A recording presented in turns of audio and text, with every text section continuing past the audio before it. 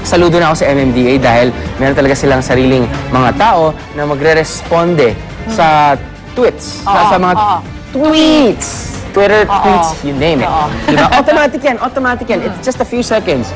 Traffic buddy sa C5, what's the best route from Makati to QC? After a few seconds, bam. Meron ang sagot. So, ang galing talaga kasi nag-modernize na sila. Kaya, di ba, they go with the times. Parang nagiging convenient also for the people. So, maraming salamat sa inyo for making our lives easier. That's right. Samantala, nakabilib din ang imbensyon na ito mula sa Germany. Ang kotseng ito, kaya raw umandan na walang driver. Sa mismong mga daan ng Berlin, sinubukan na ang self-driving car, pero bilang pag-iingat, isang safety officer pa rin ang sumakay sakaling magkaroon nito ng malfunction. Gamit lang ang sensors, scanners at camera. Nalalaman na nasakyan ang daan na tinatahak nito at kung anong uri ng pagmamaneho at bilis ng takbo ang kanyang gagawin. 4 na taon daw itong dinidevelop ng mga taga-Berlin Free University. Nakakuha ito ng inspirasyon sa mga kotseng nabibili na ngayon na kaya ng mag-park ng mag-isa sa pamamagitan ng pagpindot lang sa isang button. Hindi ko alam yun, meron na pala? Meron yan. Sa ating nga dito nagmumotorsiklo, 4-4 at walang helmet. Yan yung high-tech sa atin. High-tech. High-tech tayo talaga. Good job, right? Uy, ang galing, no? Pero I don't know, I love driving. It's peace time for me. So, tsaka I'm sure mahal yan. Well, kung kailan man niya maging available for a lot of people. And if 30 more years. At pag magiging legal yan, pwede na sila mag-text talaga while driving. That's true. At tumawag sa telepono. Narito naman po ang lagay ng panahon.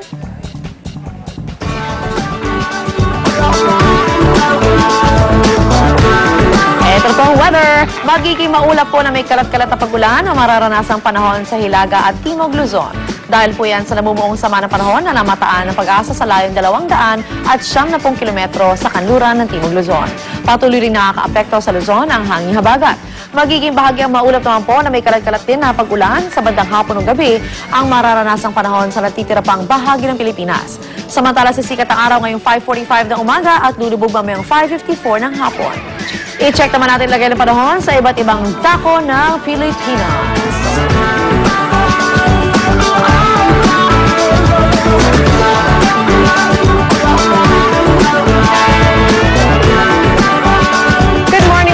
So time for my early chika para po sa inyong lahat. Hindi na po nabigo ng fans or ang fans ng American Idol Season 10 finalists sa bigay ito ng performance nila sa first night ng kanilang concert kagabi.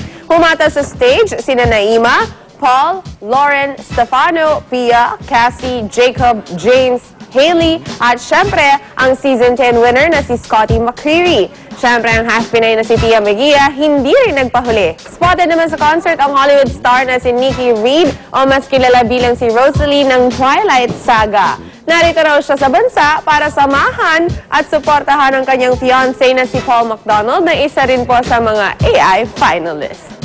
Yee! Really? I love you, Belle. Bella. Bella. So, Pia, punta tayo kay Rosalie. Rosalie ng Twilight. Siya po yung Rosalie ng Twilight, yung sister ni Edward. Ay, okay? nako. Explanation lang naman. Okay. 90 days na lang po Pasko na. At ang sabi pa nga ng Pag-asa, starting October daw, asahan na natin ang paglamig ng simoy ng hangin dahil sa pagpasok ng hanging amihan. Pero kung gusto nyo ng mas malamig na Pasko, yung talagang winter wonderland ang dating, meron na kayong mapupuntahan at matatambayan. Yan ang winter wonderland ng Star City kung saan kasama natin sina Monica at RR. Nasusuot nyo na ba kanyang puffer jackets? Nauna na sila. Nauna na. Yeah. Stand by forever there. Parang ang lamig! Go ahead. Happy morning, guys! Happy morning! Alam mo, kanina sinabi nila sa studio na kapag papasko talaga, lumalamig daw ang panahon. Pero ngayong umaga, hindi lang basta malamig kasi grabe, freezing cold tayo dito sa pinuntahan natin. Yes, Lalo kung isa kayo sa mga naghahanap ng White Christmas. Bagay na bagay sa inyo itong pinuntahan niya nating umaga. Dito sa bagong pasyalan, dito po yan sa Pasay City. At hindi lang mala winter wonderland ang tema ng pasyalan nito nun, kundi mapapawa kayo sa kanilang artificial snow sa mga amazing ice sculpture. Correct. Alam mo, nakita ko kanina, medyo nilibot-libot ko, nakita ko ang gaganda, ang huhusay, bubongga ng mga mga ice sculptures. So mamaya ililibot natin ang ating mga kapuso kung ano-ano nga ba yung mga ice sculptures na yan na I heard ay thematic daw, meron daw theme na sinusunod yung mga yan. Plus, syempre, kung ano-ano pa yung mga activities na pwede nilang i-enjoy with the whole family na bagay ngayong malapit na ang Pasko. Syempre, may kasama rin tayo, Arn! Double cats mo, si Mr. Penguin at si Mr. Snowman. Good morning, guys! Anyway, tutok lang mga kapuso dahil it's gonna be a very cold and happy morning dito po yan sa Pasay City. Back to you guys!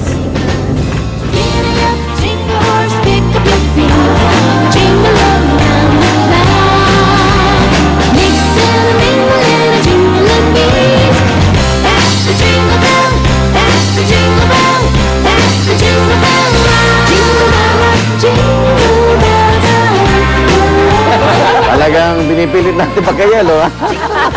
Sa Pilipinas, ha? Okay, para sa kumpleto umaga, tutok lang, kasama na inyong paboritong morning barkadahan.